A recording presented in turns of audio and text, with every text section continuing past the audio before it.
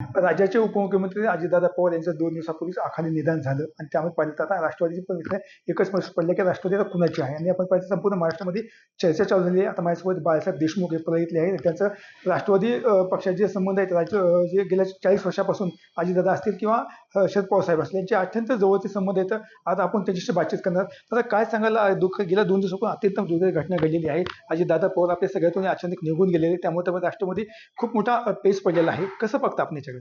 नाही, काय झालं, परवा जेव्हा दादांचा अपघात झाल्याचं जेव्हा बातमी आली, तर ती बातमी आल्यानंतर जीव हेलावून गेला की अशा प्रकारचं दादांच्या बाबतीत घडलं ह्याच्यावर विश्वासच बसत नव्हता.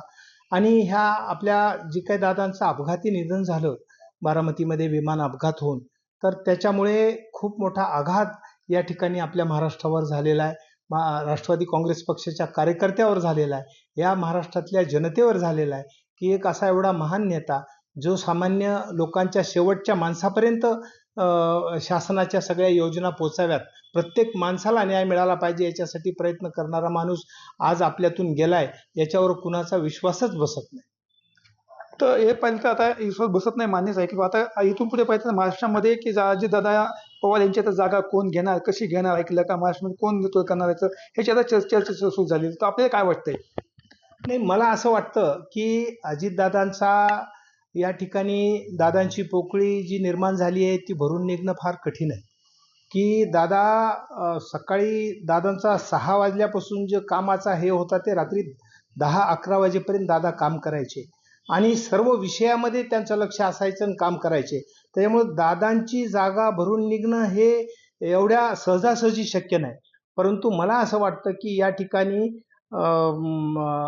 म्हणजे सुनेत्रा वहिनी ज्या आहेत त्यांनी या ठिकाणी दादांचं जी काही पोकळी आहे ती भरून निघण्याच्या दृष्टीनं त्यांनी, कारण त्या दादांच्या गृहिणी आहेत, दादांच्या सहचरिणी आहेत आणि त्यांनी या ठिकाणी ही जबाबदारी निश्चितपणानं स्वीकारावी आणि त्यांनी दादांच्या रूपी म्हणजे दादांचं जे नेतृत्व आहे हे वहिनींच्या रूपानं महाराष्ट्रामध्ये यावं असं मला निश्चितपणानं वाटतं. आज गेल्या 2 दिवसांपासून चर्चा महाराष्ट्रामध्ये की सुमित्रा वहिनीने राज्याचं उपमुख्यमंत्रीपद घेतलं पाहिजे, दिलं पाहिजे त्यांना देखील. कसं वाटतं दिलं पाहिजे? यामध्ये शरद पवारांची काय भूमिका आहे आता हे देखील महत्त्वाचे असणार आहे. आता दोन्ही राष्ट्रवादी एकत्र आले पाहिजे, हे सगळे कार्यकर्त्याची भूमिका आहे. या सगळ्यात पाहिलं तर शरद पवारांची भूमिका अत्यंत महत्त्वाची असणार याच्यामध्ये. नाही, आम्ही महाराष्ट्रामधले आम्ही अशी काही, तसं तर 2 राष्ट्रवादी झाल्यात हे राष्ट्रवादी काँग्रेस पक्षाच्या कार्यकर्त्याला मान्यच नाही. म्हणजे त्या प्रत्येक कार्यकर्त्याला ह्याचं दुःख आहे की हे 2 गटामध्ये जो पक्ष विभागला गेलाय याचं दुःख आहे. परंतु आता दादांच्या अशा अकाली जाण्यामुळे निश्चितपणानं आता राष्ट्रवादी काँग्रेस पक्ष एकत्र यावेत ह्याच्यासाठी अनेक दिवसापासून अनेक कार्यकर्ते प्रयत्न करत होते आणि एकत्र यावं असं वाटणाऱ्यापैकी माझ्यासारखा एक सामान्य कार्यकर्ता सुद्धा गेल्या 2-3 महिन्यापूर्वी पाहिलं तर अजितदादा किंवा शरद पवार एका ठिकाणी अनेक वेळा दिसून आले होते. हो, नाही, आता ते दोघ जण एकत्र दिसून आले आणि आम्हा सगळ्यांच्या ज्या काही आशा होत्या त्या आशा पूर्ण होण्याची परिस्थिती निर्माण झालेली होती. आणि आता असं वाटतं आम्हाला की या ठिकाणी दोन्ही राष्ट्रवादी काँग्रेस पक्षांनी या ठिकाणी एकत्र यावं आणि याचा निर्णय माननीय शरदचंद्रजी पवार साहेबांवर सोडावा. कारण त्या माणसाच्या मागे अत्यंत अनुभव आहे.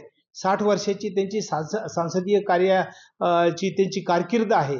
त्यांनी राष्ट्रवादी काँग्रेस पक्षाची उभारणी त्यांनी केलेली आहे आणि त्या व्यक्तीवर हा विषय सर्वांनी दोन्ही राष्ट्रवादी काँग्रेस पक्षाचे जे त्यांनी त्यांच्यावरती सोडावा आणि साहेबांनी आता राष्ट्रवादी काँग्रेस पक्षाचं भविष्य त्यांनी ठरवावं आणि त्यांनी योग्य व्यक्तीकडे हे सगळं म्हणजे त्यांच्या आता सध्या त्यांनी निर्णय घ्यावा आणि त्यांनी योग्य तो निर्णय घेऊन राष्ट्रवादी काँग्रेस पक्षाचं भविष्य, राष्ट्रवादी काँग्रेस भविष्यातली वाटचाल याचा निर्णय मला वाटतं आपण सर्वांनी मिळून पवारसाहेबांच्यावर सोडावा.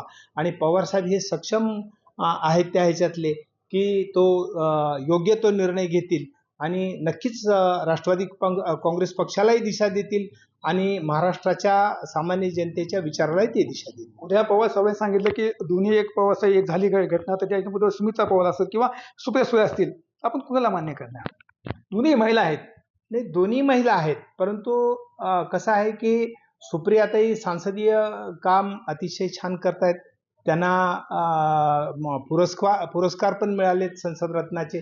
त्यामुळे त्या संसदेमध्ये निश्चितपणानं काम करतील आणि संघटनेतली जबाबदारी देण्याची भूमिका त्यांना घ्यावी. राज्यातली जबाबदारी सुनेत्रा वहिनींच्याकडे द्यावी आणि पक्ष संघटनेची पण जबाबदारी पवार साहेबांनी योग्य तो निर्णय घेऊन त्यांच्याकडे द्यावी. आणि हा दिलं तर मला वाटतं की निश्चितपणानं राष्ट्रवादी काँग्रेस पक्षाच्या प्रत्येक माणसाला तो आवडेल, राष्ट्रवादीच्या कार्यकर्त्याला आवडेल आणि महाराष्ट्रातल्या जनतेला सुद्धा तो विषय आवडेल.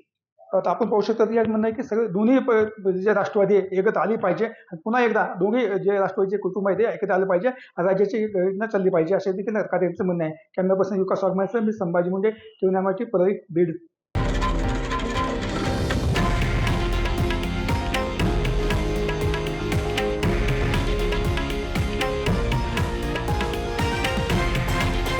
हे आहे देशातील नंबर 1 न्यूज नेटवर्क आणि आपण पाहत आहात TV9 मराठी, एकमेव.